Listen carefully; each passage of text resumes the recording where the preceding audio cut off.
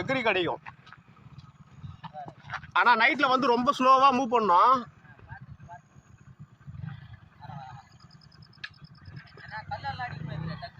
ஆமாம் ஆமாம், சரியாக படாது.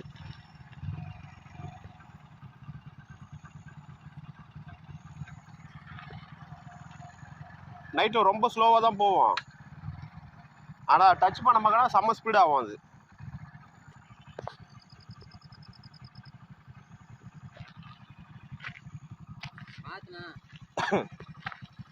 பாம்பு நம்ப முடியாது, கோவத்தில் இருக்காது இப்போ. ஆமாம், ரொம்ப அவ்வளோ கோவத்தில் இருக்கும் நம்ம மேலே இப்போ.